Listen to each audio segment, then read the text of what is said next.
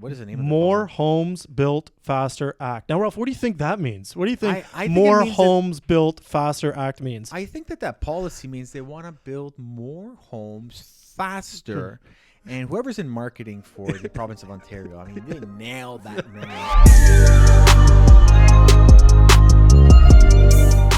Hello, everyone, and welcome back to another episode of the Above and Beyond Real Estate Show. My name is Ralph Ciancio, and I have my good friend and realtor extraordinaire with us today. We have Mr. Colin Noble. We're back. We've got a lot of information to go through today. It's been a busy 24 hours in media, I would say, throughout Canada, throughout the GTA, Greater Toronto Area, and in specific surrounding real estate and, the financial system. So we're going to get right into it.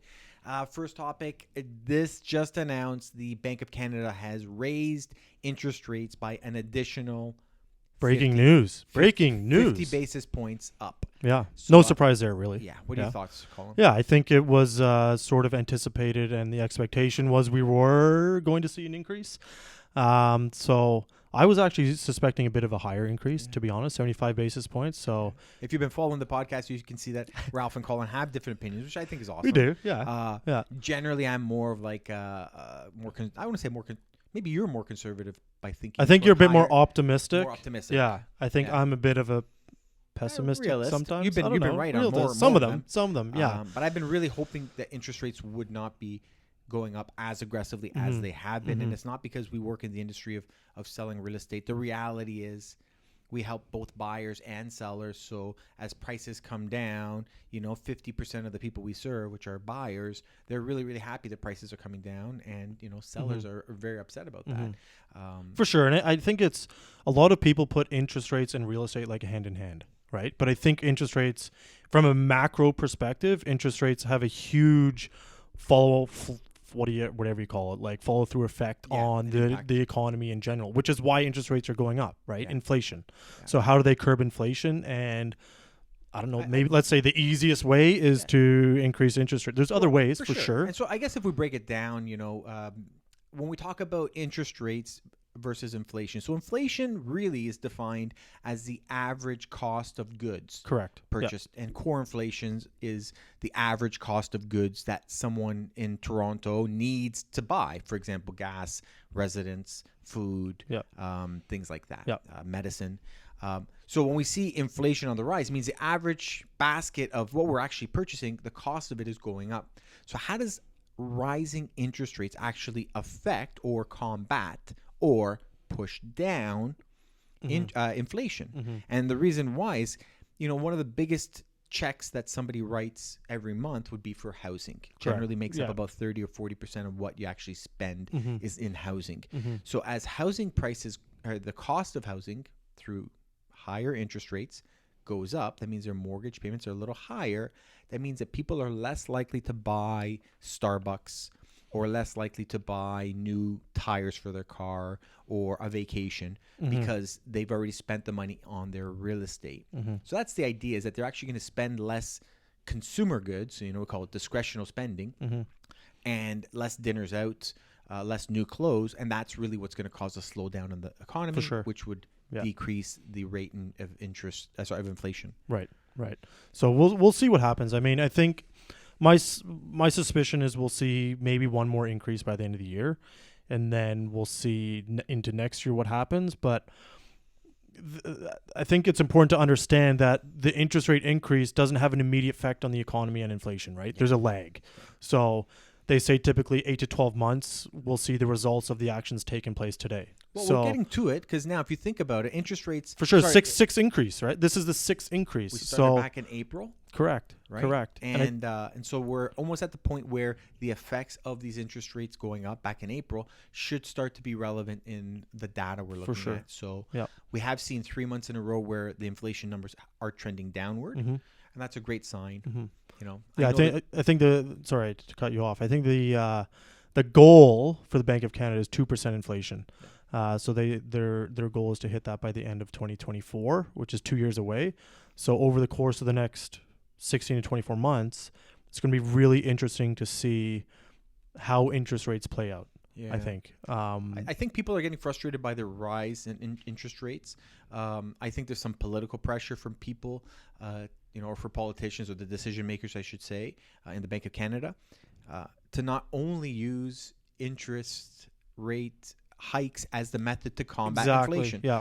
Personally, I think that there's again, going into like kind of Ralph's beliefs, I think that the rise in interest rates is a tactic used to combat inflation, but ultimately I think it has more to do with the battle of currency. Right.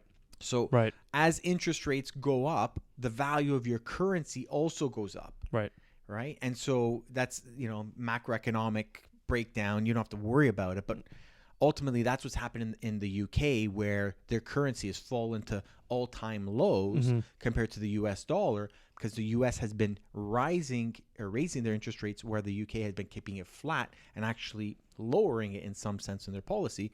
So the dollar sucks, the pound sucks. Right. Yeah. So it's super interesting, and I think it's important to realize to the consumer too, right? Like a lot of people are like, oh my God, interest rates are up again. But what does that mean? Let's break it down again to real estate, right? What does it mean to the general consumer who has a mortgage? $100,000, how's 50% or 50 basis points going to affect that? And ultimately, I think it's about an increase of $20 to $23 a month on $100,000. So on $1 million mortgage, it's going to cost you an extra, call it $300 a month.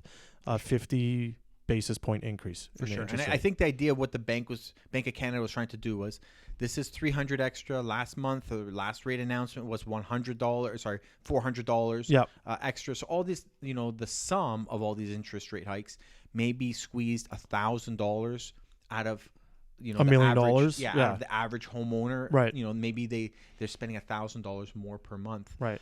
Which can stretch people pretty thin, right? Absolutely. Especially people who bought at the peak of the market in the last 12 months that were, let's maximize our sort of debt to purchase our forever home. Now what happens to those people, right? They're like $1,000 a month to a single income family. Even a double income family, right? For sure. It's stretching people really thin. But the other dimension to that is the government, in a very purposeful way, is stretching the general public thin, stretching their budget. Agreed.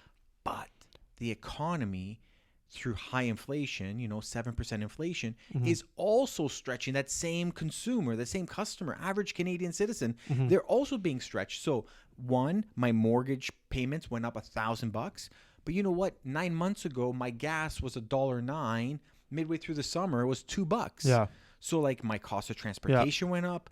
You go to Longo's or No Frills or Loblaws and try to buy groceries. Compare your grocery bill now compared to a year ago. This is the highest increase in consumable or like groceries since 1980. Like that's a pretty overwhelming stat, right? I feel like people are getting punched in the left by the government's rise in interest rates or the Bank of Canada, and they're getting punched in the face on their right by just the overall economic. So they're just getting squashed. So that's I know that they're, one thing is trying to combat the other, but it is tough for Canadians out there right now. I think the only the thread that we're holding on to is employment is so strong. Right. So people do generate income.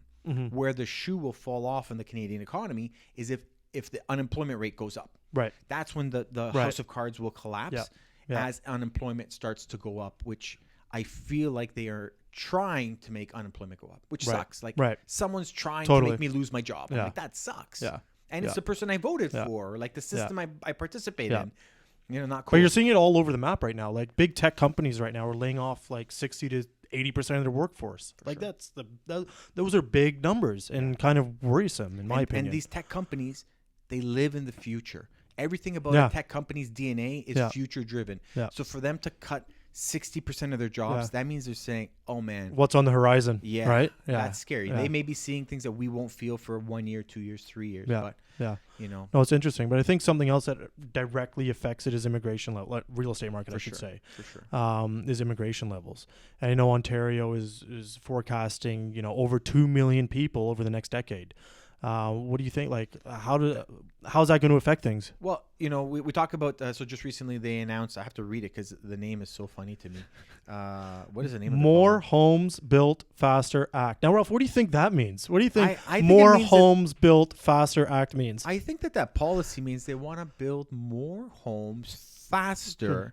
And whoever's in marketing for the province of Ontario, I mean, they nailed that name. It's hilarious. Pretty self-explanatory. My son I think in grade 4 would probably come up with like a really good like option that's better than that one. But I guess in essence, what the government's trying to pass or they're proposing right now in this act is they can allow multiple dwellings on one property, up to 3 homes, right? Which is very interesting in my opinion. Like, imagine in 10 years, like a single family home in Toronto is now home to 2 or 3 families.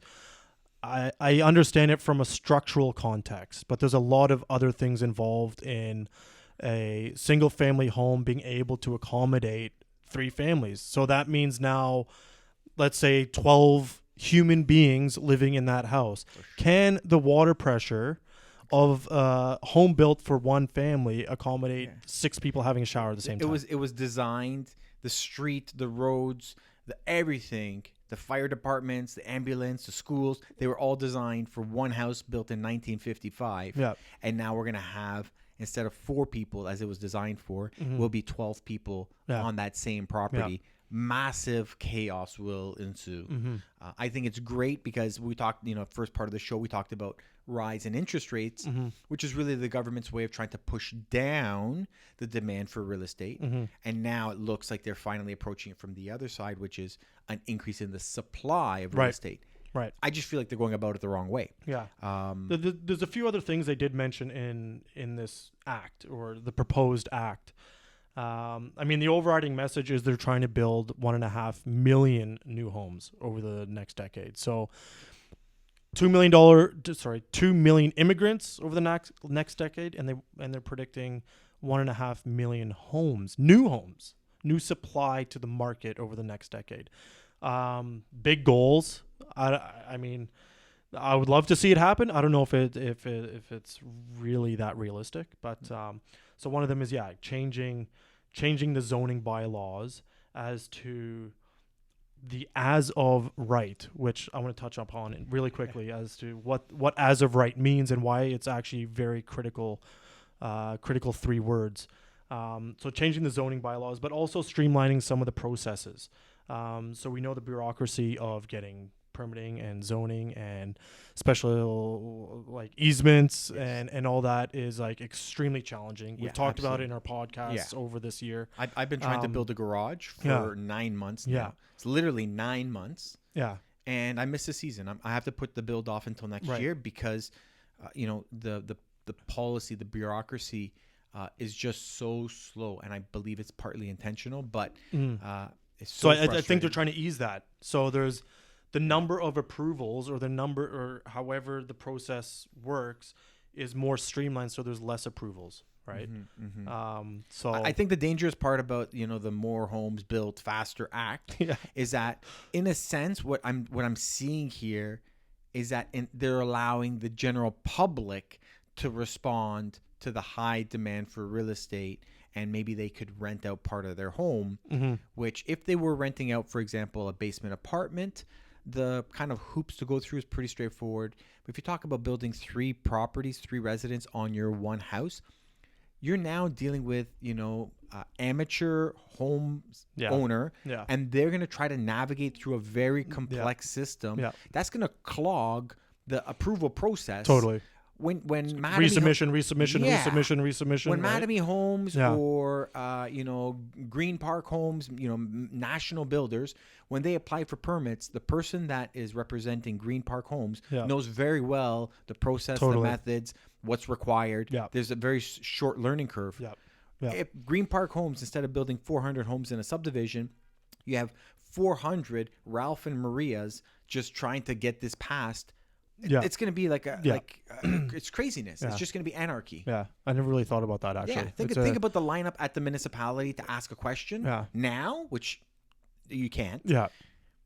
Think about that. Fast forward 3 years when everyone wants to know what's an easement, what's a gross floor area ratio. Yeah. These are fundamental things in development, but it's going to be a huge learning curve for the general public. So, but then how I could go on. Like this is a fun topic to talk about, but it's like if they're trying to make that easier, less approvals or whatever, do they have more people at the municipality approving these things? So where are those people coming from? Because the same Mary behind the desk is probably at full capacity right now with the approvals that she's trying to do. If we double that or triple that, how's Mary going to have manage all of that? There's going to need to be 2 Marys, 3 Marys, 4 Marys. Are those people qualified? Who are they? Anyway, it's, so that's it. And so it's a staffing issue. I think it's a snowball effect from not only just the homeowner trying to get approvals, but also who's approving them. Yeah. And then it comes down to the workforce and all the contractors and everything. So and again, this is something that is kind of like an onion where there's so many layers.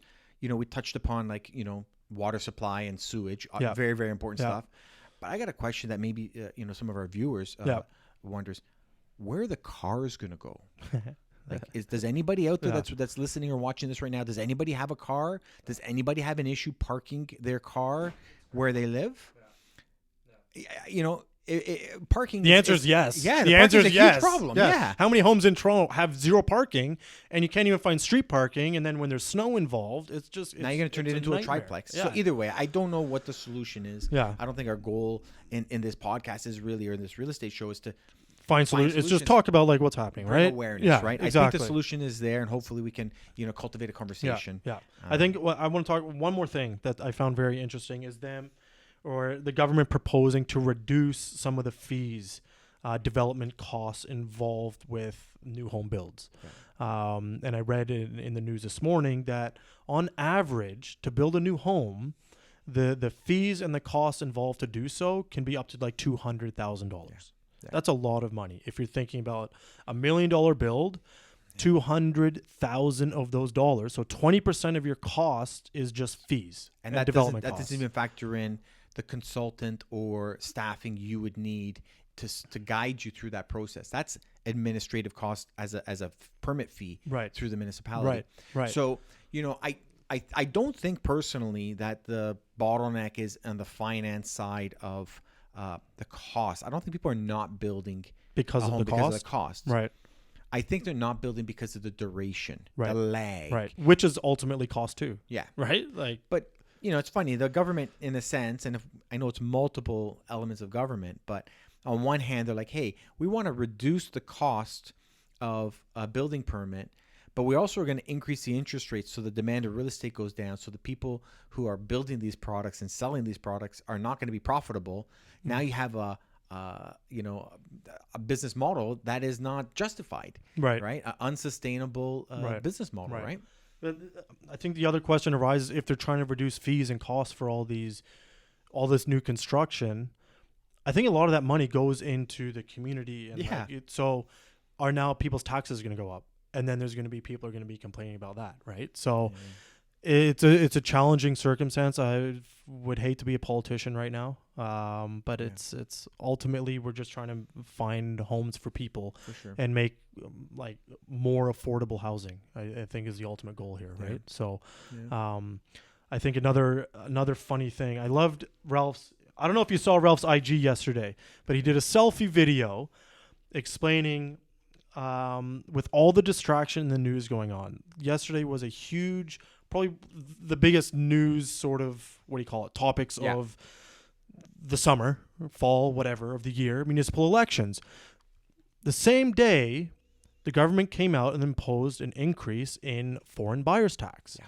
Which kind of was slid under the carpet, almost like a distraction. Hey, let's see if we can get this out there without anyone knowing. Sure. I think it's a very important topic to talk about. I know you're very in tune with this, and we've spoken about it on the podcast many, many times. But what happened yesterday? Yeah, so they increased the foreign buyers tax, so a non-resident speculation tax of 25% premium in Ontario. So it used to be 20%. Mm-hmm. Originally was zero. Yeah. In 2017, Kathleen Wynne came in at 15%. Mm-hmm. And then earlier this year, back in April, they increased it to 20%. And then October 23rd, they increased it to October 24th to 25%, the highest in the country. Right. So in Economics 101, when you impose a tax on a product, the competitor's goods can rise up to just below that tax. So as soon as the foreign buyer's tax hit in the GTA, they called it the golden horseshoe, 15% tax for foreign buyers caused a collapse in the real estate prices in the GTA, but also caused a flourish of prices in Ottawa, Kitchener-Waterloo, Montreal. These are all competitive spaces for the Toronto real estate market. So a buyer says, I can either pay in Toronto plus pay an efficient tax, or I can just buy a beautiful place in Ottawa. Right. And Ottawa had 5 years of the best real estate market that they've ever seen in their in history. Now it seems as if what we've done is given a nod or a push to British Columbia, because if BC has a 20% foreign buyers tax and we have 25 in Ontario, maybe they're going to catch up. Foreign investors, who knows? Right? I think they will. They'll probably will, right? Yeah, I think they will. They have an NDP government. I suspect that they would probably try to catch up. Yeah. But I think that governments are doing this because foreign buyers are not voting for them. They have no vote. Correct. So you're demonizing the person who cannot hit you back. Right. But ultimately, foreign buyers are what we call net consumers. They drive the market. Right. I think it would have been more advantageous for the whole economy, for the real estate market, if they would have imposed something and encouraged them to either rent out their spaces or maybe charge a tax for places that are not vacant homes. That are vacant. Yeah. So if someone buys a home and rents it out to a local Canadian, is there a problem with that? Right.